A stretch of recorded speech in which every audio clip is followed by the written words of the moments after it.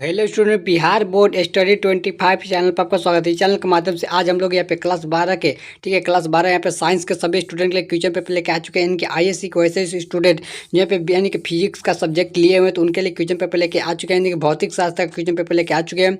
आपका यहाँ पे विषय का कोड भी 117 यहाँ पे दिया गया है। उसके पे लिखा गया है कि इंटरमीडिएट एग्जामिनेशन 2026 यानी बिहार बोर्ड में 2026 में बोर्ड एग्जाम देने जा रहे क्लास 10 का। तो इस वीडियो को देखकर आपके लिए पे देखिए सभी के इंटरमीडिएट एग्जामिनेशन 2026 के सभी स्टूडेंट के लिए मैं क्वेश्चन पेपर लेके आ चुके हैं। जो बोर्ड जितने भी क्वेश्चन बताए बोर्ड यहाँ पर सभी को क्वेश्चन को बोर्ड में देखने को मिलेंगे। तो सभी क्वेश्चन को देख कर जाएगा सभी स्टूडेंट का, क्योंकि एग्जाम यहाँ से डायरेक्टली देखने को मिलेंगे।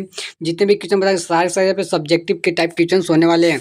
चलिए सभी क्वेश्चन को हम लोग एक एक कर देख लेते हैं। आपके बोर्ड एग्जाम आपको जो यहाँ पे टोटल 3 घंटे 15 मिनट का समय दिए जाएंगे। साथ ही आपको यहाँ पे टोटल 70 नंबर के क्वेश्चन होने वाले हैं।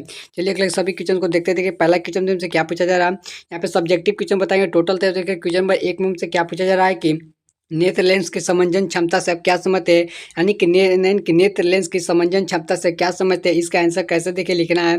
और जितने भी क्वेश्चन बताएं सारे सारे यहाँ पे 5 फरवरी के बोर्ड में आपको देखने को मिलेंगे। तो देखिए हमसे उत्तर में लिखना है कि नेत्र लेंस की वह क्षमता जिसके कारण वह अपनी फोकस दूरी की समायोजित कर निकट तथा दूर की वस्तुओं को स्पष्ट रूप से देख पाता है नसम की समंजन क्षमता कहलाती है। ऐसे सामान्य आंखों के लिए समंजन क्षमता लगभग 4D होती है। तो इस प्रकार इसका आंसर दीजिएगा ताकि आपका यहाँ पे एक भी नंबर नहीं कटेगा। इजीली आपके 2 नंबर मिल जाएंगे डायरेक्टली। सभी क्वेश्चन 2 नंबर के क्वेश्चन होने वाले हैं। चलिए अब अगले क्वेश्चन चलते। क्वेश्चन में तो पहला बच्चा क्वेश्चन नंबर 2 में ध्यान दीजिए। 2 नंबर में है कि विद्युत यानी कि अनुवाद क्या समझाए। जो विद्युत यानी कि अनुवाद है उसको समझाना है। साथ ही देखिए उत्तर में कैसे लिखना है कि किसी ऐसी परिपथ में जैसे यानी कि LCR परिपथ में वह स्थिति जब प्रेरकत्व का परिघात XL और प्रति यानी कि धारिता प्रतिघात जो पे XC है इसका मान बराबर हो जाता है। तो XL बराबर क्या हो जाएगा XC हो जाएगा। ये क्या हो जाएगा XL बराबर XC हो जाएगा। तो परिपथ में प्रतिबाधा का न्यूनतम हो जाती है और यहाँ पे धारा का मान अधिकतम हो जाती है। इस स्थिति में विद्युत अनुवाद कहते हैं। क्या कहते हैं? विद्युत अनुवाद कहते हैं। तो इस सब आप समझ गए कि विद्युत अनुवाद किसे कहते हैं, समझा दिया आपको बहुत आसान भाषा में। आप इसको ध्यान से समझ लीजिएगा। क्वेश्चन नंबर 2 का हमारा आंसर हो चुका है। क्वेश्चन नंबर 3 पे चलते हैं। क्वेश्चन नंबर 3 में सब लोग ध्यान दीजिएगा। ये जितने भी क्वेश्चन बताए सारे सारे ठीक है बोर्ड एग्जाम देखने को सारे सारे मोस्ट VVI क्वेश्चन से सभी क्वेश्चन को देकर जाएगा ताकि आपका बोर्ड एग्जाम में एक भी क्वेश्चन नहीं छूटेगा। 5 फरवरी को जो आपका एग्जाम होने वाला है। तो वहाँ पे देखिए क्वेश्चन नंबर 3 में क्या है कि अंकित प्रश्न जो है पे नंबर है दिए गए हैं। तो पहला में देखिए पहला यहाँ पे जो हमें दिया का दिए तो लिखे दिया गया है आरोपित वोल्टेज यहाँ पे V बराबर कितना दिया गया है। यहाँ पे दूसरे के 220 वोल्ट यहाँ पे दिया गया। साथ ही यहाँ पे 8 जो यानी कि प्रतिरोध का दिया था 8 ओम दिया गया है। साथ ही जो XL यहाँ पे R यानी कि RC का जो प्रतिरोध है यानी संधारित्र के प्रतिरोध है उसका देखिए यहाँ पे दिया गया यानी कि 6 ओम। तो सभी को देखिए हम जब क्या करेंगे कि वोल्टेज को प्रश्न में दिया गया है तो वोल्टेज 220 है यानी कि VRMS है। तो अतः VRMS 220 वोल्ट हो जाएगा। चलिए हम लोग प्रतिघात निकाल कर आपको बता दें। प्रतिबाधा निकालने के लिए आपको क्या करना है कि Z बराबर नंबर का आपको देखिए फार्मूला को देख रहा है Z बराबर फार्मूला है आपको याद कर लेना होगा। ठीक है, यहाँ पे √R² प्लस यहाँ पे XL यहाँ पे माइनस XC का स्क्वायर हो जाएगा। तो मैं सब जो मान दिया गया सही मान को हम लोग इस फार्मूला बैठा देना। फार्मूला बैठाएंगे आपका टोटल आएगा तो √ यहाँ पे 8 का स्क्वायर हो जाएगा। तो 8 का स्क्वायर से आपका स्क्वायर से क्या होगा 2 से 2 स्क्वायर कट जाएगा। तो क्या बचेगा 8 ओम आंसर आ जाएगा। तो आपका यहाँ पे कितना आंसर होगा तो 8 ओम राइट आंसर हो गया। तो आपको मैंने क्वेश्चन नंबर 3 का आंसर बता दिया। आप देख ले किस प्रकार निकाला है। और इस फार्मूला का आपको याद कर लेना है ताकि आपको बोर्ड या फार्मूला कहीं ना कहीं पूछ देता है। और इस बार भी क्वेश्चन बनाने में आपको यहाँ पे देखने को मिलेंगे। चलिए क्वेश्चन नंबर 4 पे चलते हैं। क्वेश्चन नंबर 4 में देखिए क्या है बाबू के किसी माध्यम में अपवर्तनांक का प्रकाश का तरंगदैर्घ्य प्रकाश पर निर्भर करता है। उत्तर में देखिए कैसे लिखना है कि माध्यम का अपवर्तनांक जो n है और प्रकाश का तरंगदैर्घ्य जो लैम्डा है क्या व्युत्क्रमानुपाती होता है। इसी को ही कांच का समीकरण द्वारा समझाया जा सकता है। तो कांच का समीकरण द्वारा समझा देंगे। यहाँ पे हम एक लिखा गया है कि n बराबर a प्लस b बटा में lambda square plus f dot dot दिया गया। उसके बाद हमने चलिए यहाँ पे देखिए लिखा गया अर्थात तरंगदैर्घ्य बढ़ाने से अपवर्तनांक घटता है। तो तब जब आप तरंगदैर्घ्य बढ़ाइएगा तो क्या होगा अपवर्तनांक घटेगा।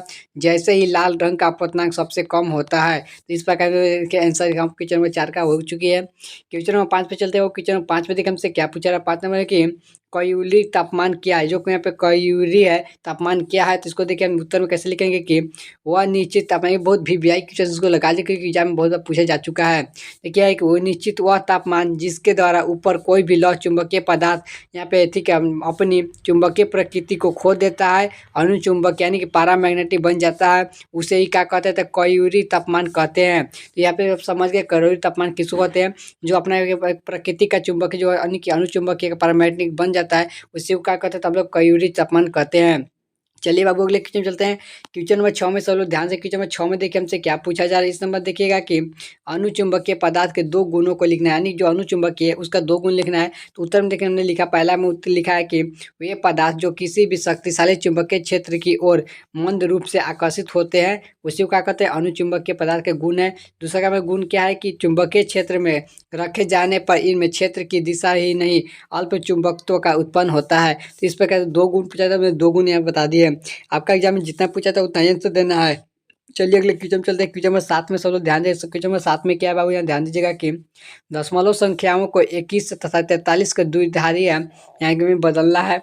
तो उत्तर में देखिए लिखेंगे, पहले पॉइंट में लिखेंगे 21, यहाँ पे क्या 21/2 से जब शेष भाग मारेंगे तो क्या आएगा 10, 10/2 मारेंगे तो क्या आएगा, यहाँ पे 0 आएगा, जो शेषफल आएगा 5 आएगा। इस प्रकार हल करेंगे। तो इसका देखिए जब लिखेंगे 21 के पावर 10 यहाँ पे, तो इसको लिखेंगे 0 1 0 1 0 2 का स्क्वायर, तो फिर इसको लिखेंगे 43। इसी प्रकार प्रक्रिया से चलता रहता है। आप यहाँ पे देख पा रहे हो क्या हो जाता है, यहाँ पे का जो 0 1 0 1 1 1 ठीक है 1 का स्क्वायर। तो इस प्रकार इसका हमने बता दें किस प्रकार यहाँ पे 41 और 43 का ही पूछा गया था।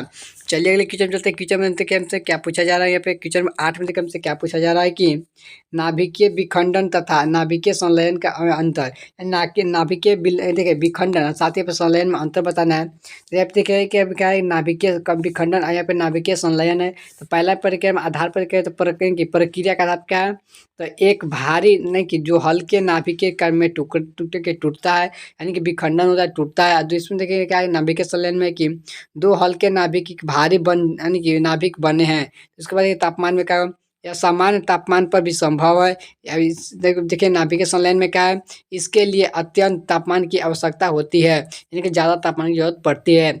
तो इस प्रकार इसको समझा दिया हमने दो, क्योंकि 2 नंबर क्वेश्चन हम लोग 2 ही पॉइंट समझाएं, ठीक है 2 नंबर क्वेश्चन से सिर्फ 2 पॉइंट ही समझाएं। चलिए अब क्वेश्चन नंबर 9 में देखते हैं। क्वेश्चन नंबर 9 में सब लोग ध्यान से देखिएगा, ये भी बहुत वीवीआई क्वेश्चन को भी लगा लीजिए कि बोर्ड यहाँ बहुत बार आप पूछी जा चुकी है। प्रकाश के पूर्ण आंतरिक परिवर्तन यानी कि ITR के लिए आवश्यक शर्तें हैं। जितने भी क्वेश्चन सभी के 5 फरवरी के बोर्ड एग्जाम देखने को मिलेंगे, तो वीडियो में तक बने रहेगा, सभी क्वेश्चन को देखा जाए ताकि आपको बोर्ड एग्जाम में एक भी क्वेश्चन ना छूटे। क्वेश्चन का उत्तर देखिए कैसे लिख रहा है कि प्रकाश की किरण जब सघन माध्यम से यानी कि जो सघन माध्यम से विरल माध्यम में जानी चाहती है, तो आपतन कोण देखिए दूसरा पॉइंट में कि आपतन कोण का मान क्रांति कोण का यहाँ पे एंगल अधिक होना चाहिए, यानी कि जो आई होता है IC से बराबर होगा, ठीक है। चलिए अगले क्वेश्चन चलिए, क्वेश्चन नंबर 10 में सब लोग ध्यान दीजिएगा। ये भी क्वेश्चन बहुत ही मोस्ट इंपोर्टेंट, इसको भी वीवीआई लगा लीजिए क्योंकि इस बार भी देखने को मिलेंगे।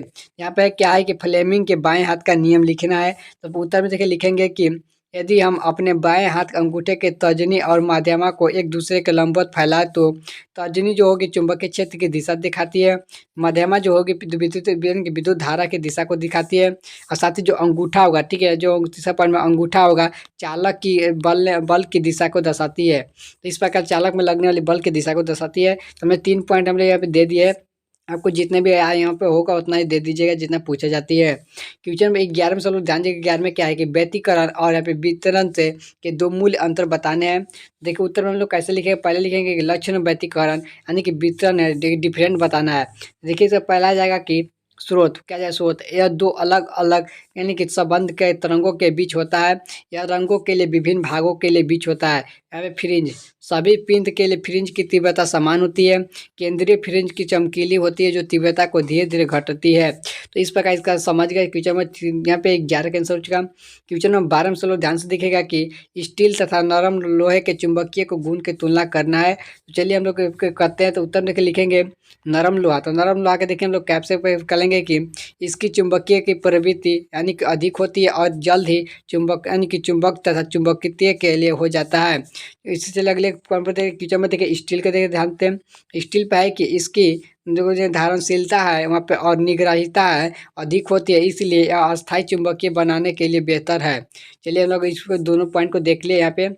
अब चलते हैं क्वेश्चन नंबर 3 पर 13 नंबर चलते हैं। क्वेश्चन नंबर 13 में देखिए कि क्या है कि किसी ट्रांसफर के क्रोड को बनाने के लिए उपयुक्त पदार्थ के लिए दो गुण को लिखिए। किसी ट्रांसफर का कोई क्रोड बनाया जाता है तो उसके लिए दो उपयुक्त पदार्थों का गुण लिखना है।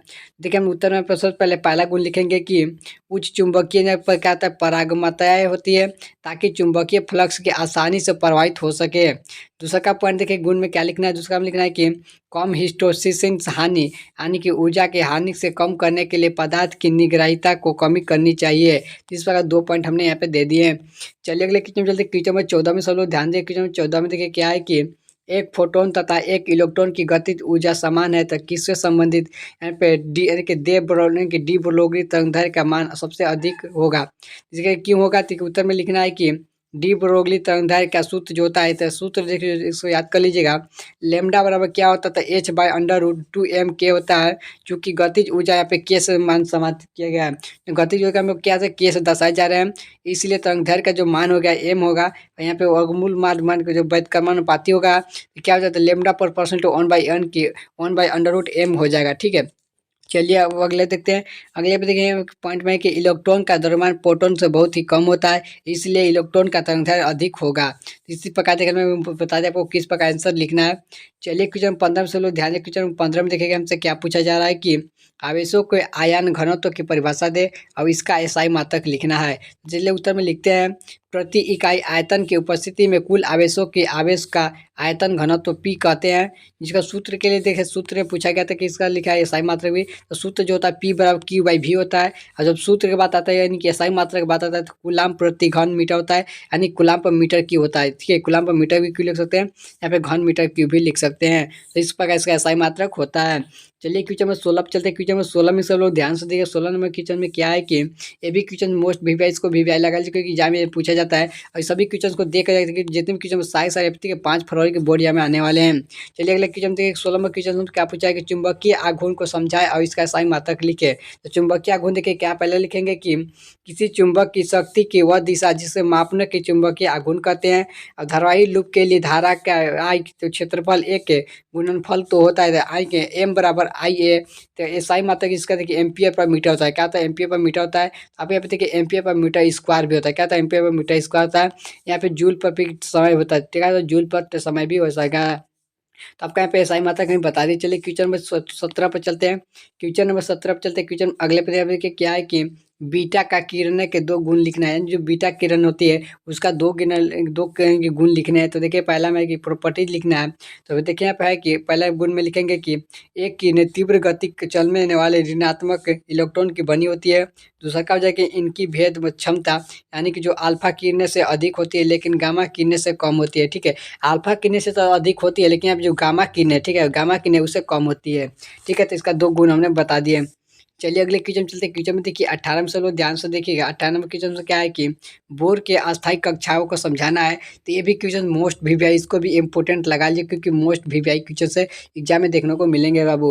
उत्तर में देखिए आपको लिखना है कि बोर के अनुसार इलेक्ट्रॉन केवल उन्हीं निश्चित कक्षाओं में परिक्रमा करते थे जिनमें उनका कोणीय संवेग यानी कि एल बराबर h/2 होता था का पूर्ण गुणजकार होता है। इन कक्षाओं में घूमने के समय इलेक्ट्रॉन के ऊर्जा विकिरण को नहीं करते थे, इसलिए इन्हें अस्थायी कक्षक कहते थे। तो इस प्रकार इसका हमने आंसर दे दिया। चलिए क्वेश्चन में 19 पर चलते हैं।